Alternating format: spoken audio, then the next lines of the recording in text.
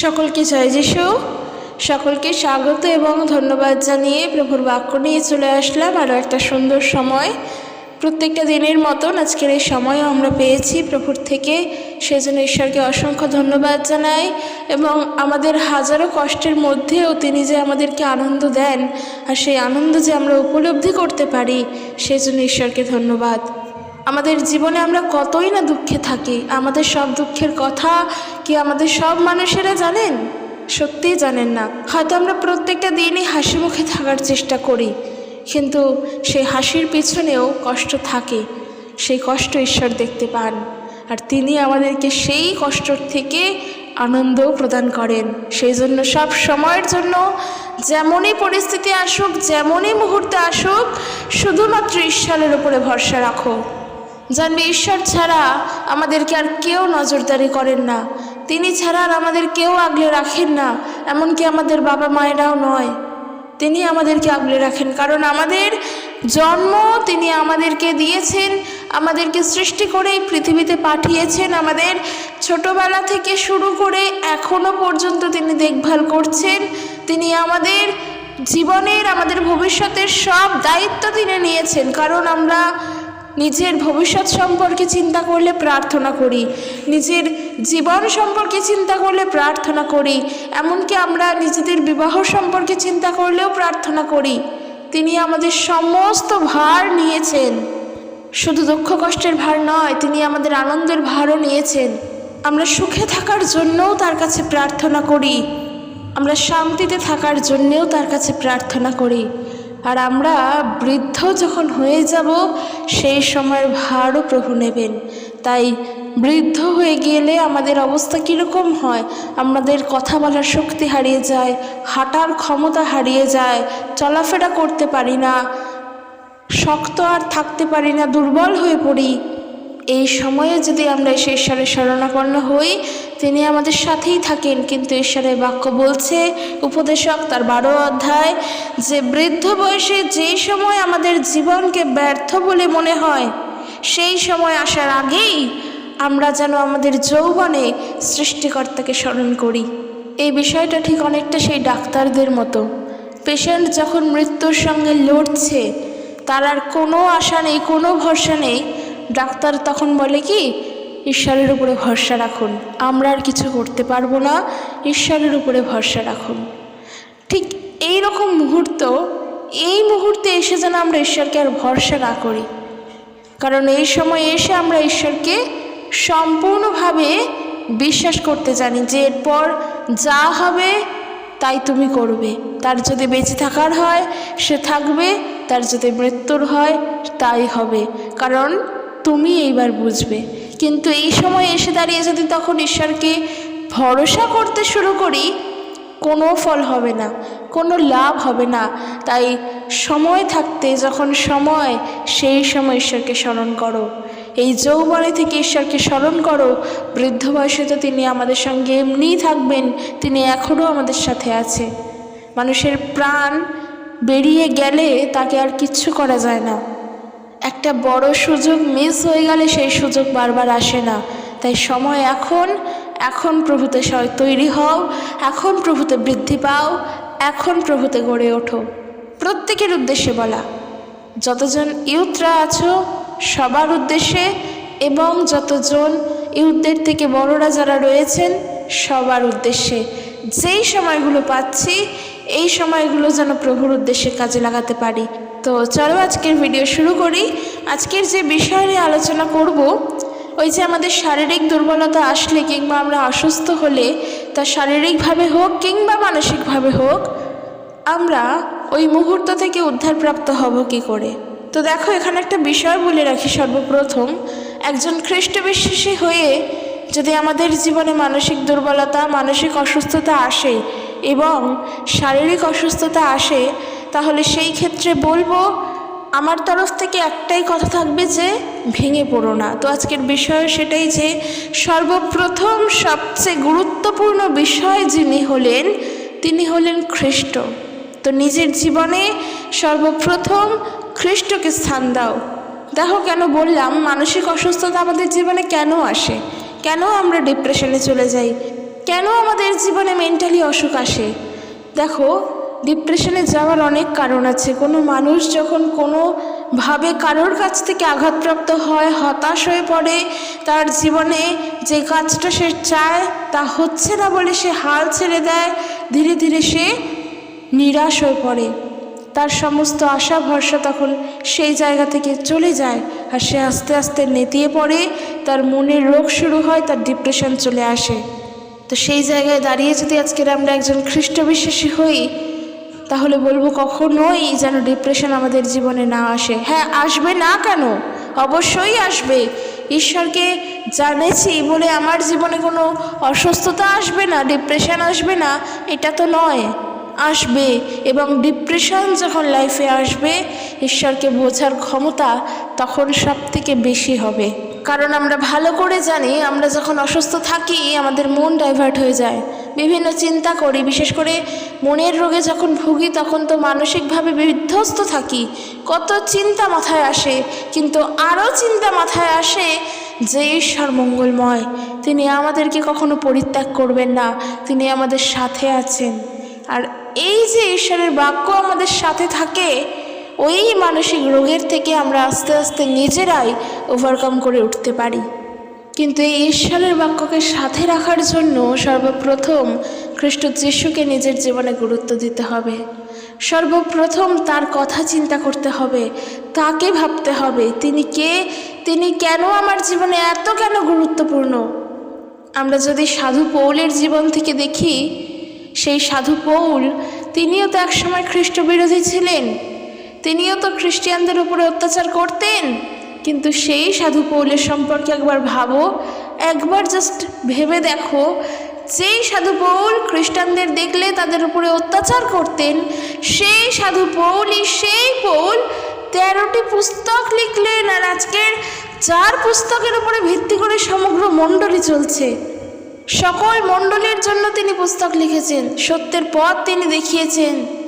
এই যে বাইবেল পড়ছি, নতুন নিয়মের বেশিরভাগটা জুড়েই তো তার শিক্ষা আছে। তাহলে ঈশ্বর কতটা করুণা তাকে করেছেন, কতটা দয়া তাকে করেছেন, যে তিনি একজন বিরোধী ছিলেন। আর সেই বিরোধী কার বিরোধী? খ্রিস্টের বিরোধী, অর্থাৎ যারা খ্রিস্টিয়ান ছিল তাদের উপরে তিনি অত্যাচার করতেন, সেই রকমের বিরোধী, অন্য কিছুর নয়, খ্রিস্টের বিরোধী ছিলেন। সেই সময় অবশ্যই তিনি পাপ করেছেন, কারণ সে ঈশ্বরের অবাধ্য ছিলেন, খ্রিস্টের বিরোধিতা করতেন, পবিত্র আত্মার বিরোধিতা করতেন, অবশ্যই তিনি পাপ করেছেন। আর সেই পাপ প্রভু যীশু তিনি ক্ষমা করেছেন, আর ক্ষমা করেছেন বলে তিনি শৌল থেকে সাধু পৌল হয়েছেন। তিনি পরিবর্তিত জীবন পেয়েছেন, তিনি পরিবর্তন হয়েছেন সম্পূর্ণরূপে।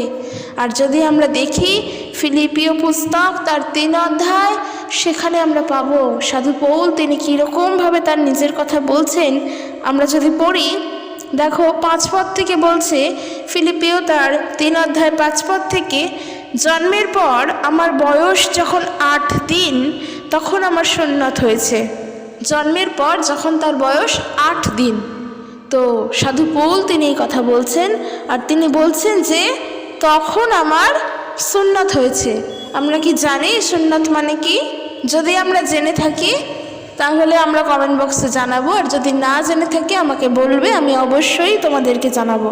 তো তিনি তখন বলছেন আমার 8 দিনের বয়সের সময় আমার সুন্নত হয়েছে। এরপর তিনি বলছেন আমি ইসরায়েলীয় বিন্যামিন গোষ্ঠীর লোক। সাধু পৌল তিনি ইসরায়েলীয় কিন্তু বিন্যামিন গোষ্ঠীর লোক। আমি একজন ইব্রিয়, আমার বাবা মা ইব্রিয়। উনি বিন্যামিন গোষ্ঠীর লোক এবং তার বাবা মা ছিলেন ইব্রিয়। তিনি বলছেন দেখো, মোশের বিধি ব্যবস্থা পালনে গোঁড়া হওয়ায় আমি ফরিসি হয়েছিলাম। মোশের বিধি ব্যবস্থা পালন তিনি করতেন, আর তিনি সেখানে স্ট্রং, বলে না যে গোঁড়া নিজের জায়গা থেকে নড়বে না, সেই রকম মানুষ তিনি ছিলেন। আর সেই জন্য তিনি ফরিসি হয়েছিলেন। আর 6 পদে বলছে আমার নিজের ইহুদি ধর্মের বিষয়ে আমি এতই উৎসাহী ছিলাম যে আমি খ্রিস্টমণ্ডলীর প্রতি নির্যাতন করতাম। প্রভু যীশু খ্রিস্ট তিনিও ইহুদিদের বংশেই জন্মগ্রহণ করেছেন, ইহুদি ধর্মেই ছিলেন, ইহুদি ধর্মের দাউদ বংশে। কিন্তু ইহুদিরাই তো খ্রিস্টকে পছন্দ করতেন না, ঘৃণা করতেন। আর এই যে সাধু পৌল, তিনি বলছেন যে আমি নিজের ইহুদি ধর্মের বিষয় এতই উৎসাহী ছিলাম, এতই আগ্রহী ছিলাম, এতই সঠিক ছিলাম যে আমি খ্রিস্ট মণ্ডলীর প্রতি নির্যাতন করতাম। যেই সাধু পৌলের থেকে এত শিক্ষা আমরা গ্রহণ করছি, কিভাবে খ্রিস্টীয় জীবনে চলব, খ্রিস্টকে তিনি আমাদের জীবনে কি করেছেন, কোন পথে চলব, লক্ষ্য কি, এত কিছু, সেই সাধু পৌল একদিন খ্রিস্টের বিরোধী ছিলেন। এই যে তিনি বলছেন যে আমি খ্রিস্ট মণ্ডলীর প্রতি নির্যাতন করতাম, আমি এমন নিখুঁতভাবে মসির বিধি ব্যবস্থা পালন করতাম যে তার মধ্যে কোনো ত্রুটি ছিল না। এক সময় ওইসব বিষয় আমার কাছে খুবই গুরুত্বপূর্ণ ছিল। যখন তিনি মসির বিধি ব্যবস্থা পালন করতেন, যখন তিনি সেই বিষয়ে গোড়া ছিলেন, তিনি তাতেই আগ্রহী ছিলেন। এক কথায় বলা চলে প্রভু যীশু খ্রিস্টকে জানার আগের জীবন তিনি খ্রিস্টের বিরোধিতা করতেন, তিনি খ্রিস্টের বিরুদ্ধে ছিলেন। আর এখানে তাই বলছে যে তখন ওই সমস্ত বিষয়গুলো আমার কাছে খুব গুরুত্বপূর্ণ ছিল, কিন্তু আমি এখন খ্রিস্টকে পেয়েছি, তাই ওইসব বিষয়ের মূল্য আর আমার কাছে রইল না। কেবলমাত্র ওইসব বিষয় নয়, বরং সমস্ত কিছুই আমার প্রভু যীশু খ্রিস্টের জ্ঞানের শ্রেষ্ঠতার কাছে নিতান্তই নগণ্য বলে মনে হয়।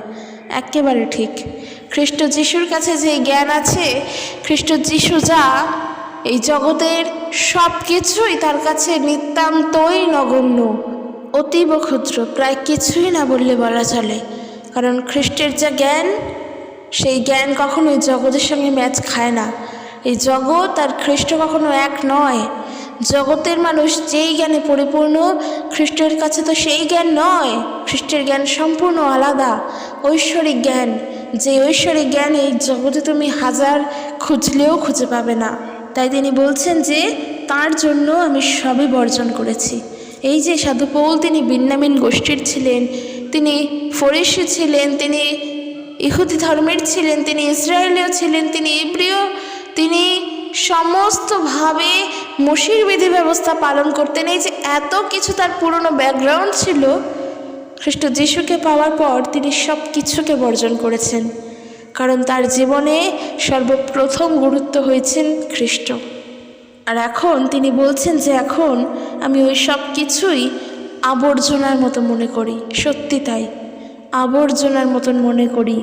আর খ্রিস্টকে আরও বেশি করে পেতে আমায় সাহায্য করে এই বিষয়গুলো এবং তার সঙ্গে সংযুক্ত রাখে। খ্রিস্টতে আমি ধার্মিক প্রতিপন্ন হয়েছি। আর এই ধার্মিকতার প্রতিপন্ন হওয়া কোনো বিধি ব্যবস্থা পালনের মধ্য দিয়ে আমার আসেনি।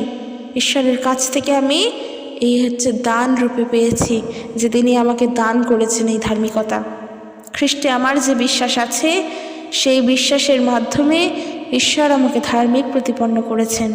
তো আজকের বিষয় অনুযায়ী যে যেরকম পরিস্থিতি থাকুক না কেন, আমার জীবনে খ্রিস্ট প্রধান। জানি আজকে সাধু পৌলের এই কাহিনীটি বললাম, তার জীবনের ঘটনা বললাম, তার সঙ্গে আজকের টপিকের কোনো মিল নেই। কিন্তু দেখো, সাধু পৌল তিনি অন্য দিক থেকে বুঝিয়েছেন কি, যে তিনি এক ধর্মের ছিলেন, তিনি এক নিয়মের মধ্যে দিয়ে চলতেন, তিনি এক নিয়ম কানুন পালন, জাগতিক বিভিন্ন জিনিসের মধ্যে দিয়ে চলতেন। কিন্তু যখন তিনি খ্রিস্টকে পেয়েছেন, তিনি এই সব কিছুকে আবর্জনার মতো ছুঁড়ে ফেলে দিয়েছেন, বর্জন করেছেন, ত্যাগ করেছেন। তাহলে ত্যাগই যদি করেন, তাহলে তার জীবনের জন্য শ্রেষ্ঠ কে হয়ে দাঁড়ালেন? একমাত্র খ্রিস্ট। তো আমাদের জীবনেও তো কত ঘটনা প্রত্যেকটা দিন ঘটছে। আমরা হয়তো দেখে থাকি, অসুস্থতার কথা বাদ দাও, আমরা যে জগতে বাস করছি, যে জায়গায় বাস করি, আমাদের পরিবারে অনেক মানুষ আছে যারা আমাদেরকে নিন্দা করে, কারণ আমরা খ্রিস্টের পথে চলছি বলে। তারা জাগতিকভাবে বিভিন্নভাবে তারা জগতের নিয়ম পালন করে, তারা সব কিছু করে, তারা ধার্মিকতাও দেখানোর চেষ্টা করে। কিন্তু আজকের আমরা প্রভু যীশুকে জানি বলে হয়তো তারা আমাদেরকে নিন্দা করে। করুক, কারণ আমার জীবনের প্রথম গুরুত্ব, সর্বপ্রধান স্থান একমাত্র খ্রিস্ট যিশুর, অন্য কারোর নয়। তাই আমাকে কে বর্জন করছে, আমাকে কে ত্যাগ করছে, সেটা আমার দেখার বিষয় নয়। আমি খ্রিস্টের কাছে সঠিক, আমি ঈশ্বরের চোখে ধার্মিক, কারণ আমি খ্রিস্ট যিশুকে বিশ্বাস করেছি। আমি আমার পাপের থেকে উদ্ধারপ্রাপ্ত হয়েছি, তাই আমি ঈশ্বরের চোখে সঠিক হয়েছি। জগতের মানুষের চোখে আমি যদি সঠিক হতে চাইতাম, তাহলে হয়তো আজকের আমাদেরকে খ্রিস্টকেই পরিত্যাগ করতে হতো। কারণ এই জগৎ তো খ্রিস্টকে ঘৃণা করে। আজকে জগতের মানুষের কাছে গিয়ে প্রভুর কথা বললে সবাই যে গ্রহণ করে এমনটা নয়, তারা প্রভুকে ঘৃণা করে। আর আমরা যদি জগতের মানুষের চোখে ভালো হতে চাইতাম, তাদের মতো মিশতাম, তাহলে ওই যে হয়তো আমরাও আজকে তাদের মতনই খ্রিস্টকে পরিত্যাগ করতাম। কিন্তু আমরা তা করব না। আমাদের জীবনের প্রধান স্থান হলেন প্রভু যীশু খ্রিস্ট।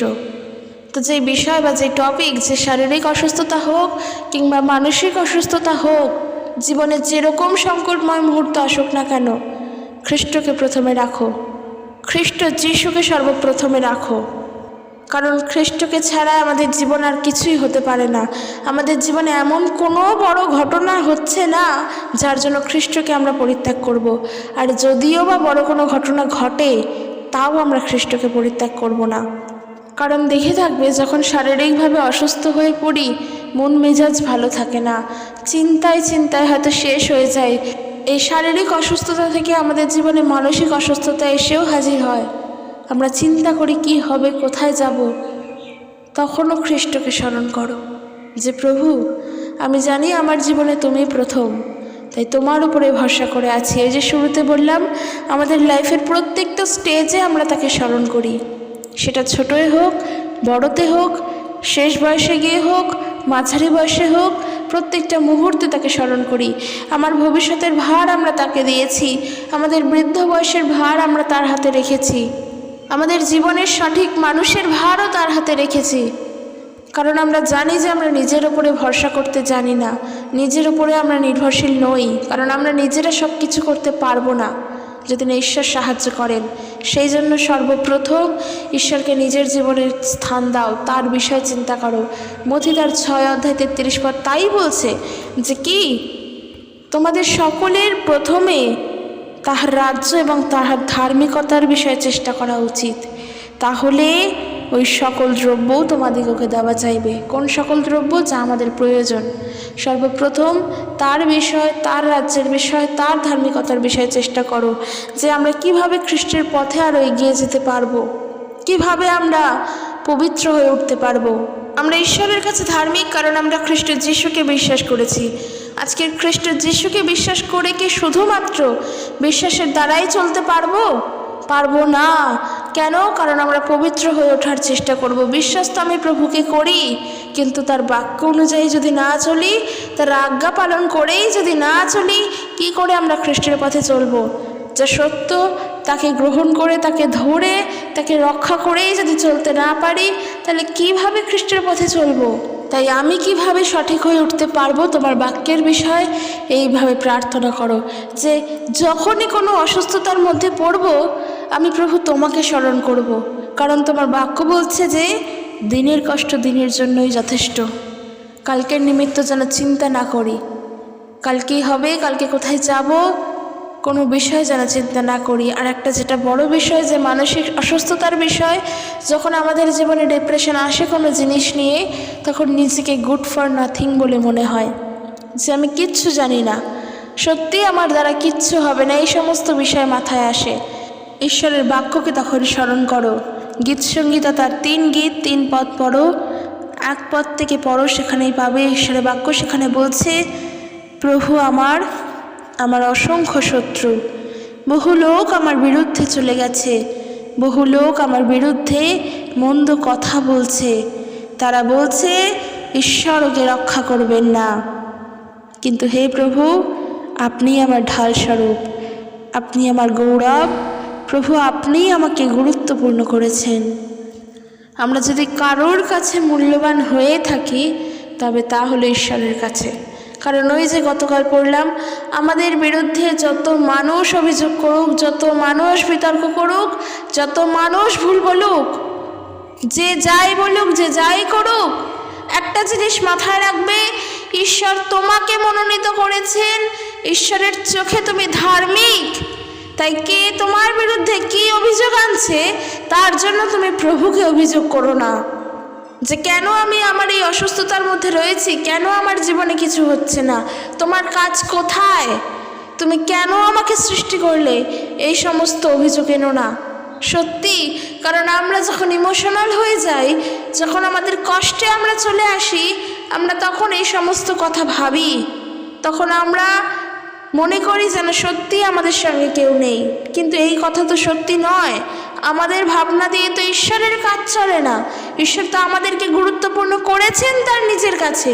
তাহলে আমরা কি ভাবলাম, আমরা কি বললাম, তাতে ঈশ্বরের কিচ্ছু হবে না। বরং সত্যটা মাথায় রাখো যে প্রভু, আমি আপনার কাছে গুরুত্বপূর্ণ, কারণ আপনি আমায় মনোনীত করেছেন। এই জগৎ সৃষ্টির বহু পূর্ব থেকে আপনি আমাকে তৈরি করেছেন। আপনি আমার ঢাল স্বরূপ, আপনি আমাকে রক্ষা করেন। আর আমার কাছে আপনি যেমন গুরুত্বপূর্ণ, আর আমি জানি আপনার কাছে আমি গুরুত্বপূর্ণ।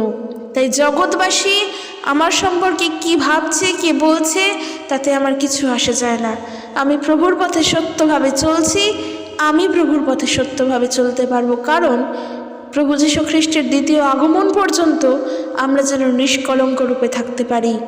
আর প্রথম পিতরে ঈশ্বরের বাক্য বলছে যে যদি আমরা ন্যায়ভাবেই চলি, তাহলে কে এসে আমাদের বিরুদ্ধে কথা বলবে? তাই আমাদের জীবনে যখন কষ্ট আসছে, মানসিক যন্ত্রণা আসে, যে কোনো কারণের জন্য শুধু প্রার্থনা করো। কারণ দিয়াবলের কাজ অনেক সূক্ষ্ম। এই যে মানসিক যন্ত্রণা আসে, ডিপ্রেশন আসে, এর মধ্যে দিয়েও যদি আমরা প্রভুর নামে নিন্দা করে ফেলি, দিয়াবল সেই জায়গাটাকে ক্যাচ করে নেয়, যেটা কিনা ইয়োবের জীবনে ঘটেছিল। তার তো এত শারীরিকভাবে সে অসুস্থ হয়ে পড়েছিল, তার সারা শরীরে এত ঘা প্যাচড়া হয়ে গিয়েছিল, যেই কারণের জন্য সে মানসিকভাবেও ভেঙে পড়েছিল। কিন্তু সে মনের দিক থেকে ভেঙে পড়লেও ঈশ্বরের দিক থেকে ভেঙে পড়েনি। সে ঈশ্বরের গৌরবই করে এসেছে। সে প্রভুর নামকে একবারের জন্যও মনেও কি মুখেও জলাঞ্জলি দেয়নি। সে ঈশ্বরকে গৌরব করেছে। তাই জন্য বললাম যে আমাদের জীবনে অনেক খারাপ মুহূর্ত, অনেক খারাপ পরিস্থিতি, অনেক কঠিন সংকটময় সময় চলে আসে। কিন্তু আমাদেরকে লক্ষ্য রাখতে হবে ওই সময়গুলো আমরা প্রভুতে কীভাবে চলছি। কারণ ঈশ্বর আমাদেরকে প্রেম করেন, ঈশ্বর আমাদেরকে ভালোবাসেন। আমাদের জীবনের জন্য যেগুলো মনে হয় কঠিন মুহূর্ত, কঠিন পরিস্থিতি, হয়তো ওই সময়গুলো ঈশ্বর আমাদেরকে শোধরাতে চান। আমরা যদি দেখি হিতোপদেশ তার 3 অধ্যায় 11 পদ, ঈশ্বরের বাক্য সেখানে বলছে, আমার পুত্র, কখনো কখনো তোমার ভুল ত্রুটি তোমাকে দেখিয়ে দেওয়ার জন্য সদাপ্রভু ঈশ্বর তোমাকে শাসন করবেন। এই শাস্তির জন্য রাগ করো না, ওই শাস্তি থেকে শিক্ষা নেওয়ার চেষ্টা করো। কারণ ঈশ্বর কেবল তারই স্নেহাস্পদদেরই সংশোধন করেন। হ্যাঁ, ঈশ্বর আমাদের পিতার মতো, তিনি তার প্রিয়তম সন্তানকেই শোধরানোর চেষ্টা করেন। তাই আমরা আজকের মানসিকভাবে ডিপ্রেশনে চলে গেলেও মাথায় রেখো একটা জিনিস, যে কী কারণের জন্য আমার এই ডিপ্রেশন আসছে। অবশ্যই কারণ আছে, এমনি তো নেই। তো যদি কোনো কষ্ট থেকে আসে, একবার একজন বিশ্বাসী হয়ে লক্ষ্য রেখো যে আমার ওখানে কি কিছু ভুল ছিল, কেন আমি এই কষ্ট পাচ্ছি। নিশ্চয়ই এখানে কোনো শিক্ষা আছে। প্রভু আমাকে কোনো কিছু বলতে চান, এই কষ্টের মধ্যে দিয়ে আমাকে শোধরাতে চান। শিক্ষা আমরা অবশ্যই নেব। যখন আমাদেরকে কেউ অপমান করে, তখন আমরা রাগ করি, তার উপরে রাগ করি, তার সাথে কথা বলা বন্ধ করে দেই, এবং সে আমাকে অপমান করেছে বলে সারাটা দিন ধরে আমরা সেই বিষয়টা নিয়েই ভাবতে থাকি। আর আমরা চিন্তা করি যে কেন সে আমাকে অপমান করলো, আমি কী এমন কাজ করলাম। হয়তো এই করতে করতে আস্তে আস্তে অপমান পেতে এক মানসিক যন্ত্রণায় ভুগি। একবার প্রার্থনা করো সেই সময় যে আমাকে সে কী কারণের জন্য অপমান করছে, কারণটা কি, আমার ভুলটা কোথায়। যদি আমার ভুল হয়, আমি অবশ্যই শুধরে নেব। তাই সমস্ত কিছুতে যেন কষ্ট পেয়ে যেন সেই বিষয়ে ভাবতে না থাকি। কারণ আমরা জানি যে প্রভু আছেন, আমরা পবিত্র আত্মার নজরদারিতে রয়েছি। পবিত্র আত্মা তিনি সব সময় আমাদেরকে নজর দিচ্ছেন, কি করছি, কত দূর যাচ্ছি, কোন কাজটা করছি, প্রভুর জন্য কি করছি, কতটা সময় ব্যয় করছি, কতটা সময় ঈশ্বরকে দিচ্ছি, সব কিছু পবিত্র আত্মা দেখতে পাচ্ছেন। তাই আমাদের ভুলটুকুনিও যদি থাকে, প্রার্থনা করব তার শুধরানোর জন্য। কারণ সমস্ত দুঃখ কষ্টই যে আমাদের জীবনের জন্য ক্ষতিকারক তা কিন্তু নয়। সেখান থেকে আমরা সঠিক শিক্ষা নিই। আমরা যখন অসুস্থ হয়ে পড়ি, যদি সেটা শারীরিকভাবে হয়, তাহলে সেই সময় আমরা প্রভুর থেকে আস্তে আস্তে সরে যাই। কারণ তখন আমাদের জীবনে তখন আর খ্রিস্ট মনে থাকে না, তখন আমাদের জীবনে মনে হয় সেই অসুস্থতা, সেই দুঃখ, সেই কষ্ট, সেই যন্ত্রণা। তখন আমরা খ্রিস্টকে ভুলে যাই, আর দিয়াবল তখন নিজের দিকে আমাদেরকে টানতে থাকে। কারণ দিয়াবল তো চাইছে এইটাই, যে আমরা যেন তার প্রতি আকৃষ্ট হই। কারণ দিয়াবলের ইচ্ছে তখন সেটাই থাকে। তাই জীবনে দুঃখ আসছে, কষ্ট আসছে বলে তাই নিয়ে পড়ে থেকে প্রভুর থেকে দূরে সরে যাব, এটা যেন কোনো বিশ্বাসের জীবনে না হয়। ওই জন্য আজকে বললাম যে সর্বপ্রথম খ্রিস্ট যিশুকে নিজের জীবনে স্থান দাও, যে আমি যা করব আমার প্রভু জানে, আমি কত দূর এগোবো সেটাও আমার প্রভু জানে, আমার ভবিষ্যৎ কার সঙ্গে জুড়বে সেটাও আমার ঈশ্বর জানে। তিনি জানেন আমার সব কিছু, তিনি জানেন আমাদের সব কিছু। তাই যেন আমরা তার উপরে নির্ভরশীল হয়ে উঠতে পারি। আমাদের ভবিষ্যৎ একটা বড় বিষয়। আমরা ভবিষ্যতে কোথায় দাঁড়াবো, কোথায় বিবাহ হবে, আমরা কিচ্ছু জানি না। শুধু ঈশ্বরের উপরে নির্ভরশীল হও।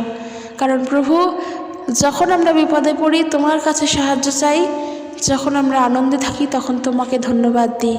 তাই জীবনের সব রকম পরিস্থিতির সব রকম মুহূর্ত তোমার উপরেই আমরা সমর্পণ করলাম। সেই সব কিছুর ভার তুমি নাও। কিভাবে আমরা এগোবো, কি পথে আমরা এগোবো, আমরা কিচ্ছু জানি না। আমার জীবনে হাজারো দুঃখ কষ্ট, আমাদের জীবনে হাজারো চিন্তা ভাবনা। এই চিন্তা ভাবনার মধ্য দিয়ে কিভাবে সারাটা জীবন তোমাকে ধরে রেখে এগোবো, সেই শক্তি, সেই সাহস তুমি জোগাড় করে দেবে। কারণ আমরা তোমাকে বিশ্বাস করেছি, তোমাকে পেয়েছি, তাই তোমাকে ছাড়বো না। হাজার জীবনে দুঃখ আসলেও, হাজার জীবনে কষ্ট আসলেও আমরা খ্রিস্টের পথকে পরিত্যাগ করব না। প্রভু যিশুর সঙ্গে যখন জুড়েছি তখন তাতেই সংযুক্ত থাকব, তাতেই সচেষ্ট থাকব। কারণ আমরা জানি প্রভু আমাদের ভালো চান। তিনি আমাদের জন্য যা চান সেটা আমাদের জন্য বেস্ট হবে। আর তার জন্য আমাদেরকে কি করতে হবে? ধৈর্য ধরতে হবে, অপেক্ষা করতে হবে অবশ্যই। কারণ আমরা আবারও জানি যে প্রার্থনা করলে প্রার্থনার উত্তর পাওয়ার জন্য ধৈর্য ধরতে হবে, যে আমি যেই প্রার্থনাটা করছি সেটা সঠিক কিনা, সে উদ্দেশ্যটা ঠিক কিনা। যদি তার উদ্দেশ্য ঠিক হয় অবশ্যই আমি প্রার্থনার উত্তর পাবো। তাই উদ্দেশ্য ঠিক রাখার জন্য, সব কিছুর জন্য ঈশ্বরের ওপর নির্ভরশীল হয়ে উঠতে হবে। যতই শারীরিকভাবে দুঃখ আসুক, যন্ত্রণা আসুক, মানসিকভাবে দুঃখ আসুক, যন্ত্রণা আসুক, আমি প্রভুর পথে চলছি। আর যখন তোমাদের জীবনে এই সমস্ত দুঃখ কষ্ট আসবে, তুমি খ্রিস্টেতে কতটা স্ট্রং, ঈশ্বরের উপরে কতটা নির্ভরশীল, কতটা বিশ্বাসী, তার পরীক্ষাও তোমার জীবনে আসবে। তাই দুঃখ কষ্ট আসা মানে যে জীবনে যন্ত্রণা আসা তা কিন্তু নয়। দুঃখ কষ্টের মধ্য দিয়ে আমরা উদ্ধার লাভ করতে পারবো এইভাবে, যখন আমরা প্রভু যিশুর প্রতি বিশ্বস্ত থাকব। যে আমার জীবনে দুঃখের কারণ আজকের খ্রিস্ট নন, হতেই পারে না। আমার জীবনে কষ্টের কারণ আজকের ঈশ্বর নন, এটা কখনো হতেই পারে না। কারণ তিনি আমার সঙ্গে থাকেন, দুঃখ কষ্ট থেকে তিনি আমাকে মুক্ত করেন, এবং দুঃখ কষ্ট জীবনে আসলেও তার থেকে পরিত্রাণ পাওয়ার জন্য, তার থেকে ওভারকাম করার জন্য ঈশ্বর আমাকে সাহায্য করেন। এই দুঃখ কষ্টের সময়ও আমাদের ধৈর্যগুণ অনেক বৃদ্ধি পায়, বিশ্বাস বৃদ্ধি পায়, যেমনটা ইয়োবের জীবনে হয়েছিল। তার শারীরিক অসুস্থতা দেখে তার বউ, তার স্ত্রী, তিনি ভেঙে পড়েছিলেন, আর তিনি ইয়োবকে বলছিলেন ঈশ্বরকে জলাঞ্জলি দিতে, কিন্তু ইয়োব তো তা করেননি। হতে পারে সেই দুঃখ কষ্ট তার জীবনে এসেছিল। প্রত্যেকটা মানুষের লাইফে একটা করে ফেজ ওরকম যায়, যে সময়গুলোয় আমরা সম্পূর্ণভাবে নিঃস্ব, ভেঙে পড়ি। সববার জীবনে ঘটে ওই সময়গুলো। কিছু মানুষ সেই সময়গুলো অতিক্রম করতে পারে, আবার কেউ কেউ পারে না। যারা পারে না তারা ঈশ্বরকেও জানে না, কিন্তু যারা অতিক্রম করতে পারে তার জন্য সেই সময়গুলো একটা সময় বলেই মনে হয়, ভালো সময়ের মতনই। সে ঈশ্বরকে জানে, কারণ সে জানে ঈশ্বর তার সাথে আছে, ঈশ্বর তার সব কিছুকে নজর রাখছে। যতই দুঃখ আসুক, যতই কষ্ট আসুক, ঈশ্বর তাকে ছাড়বেন না।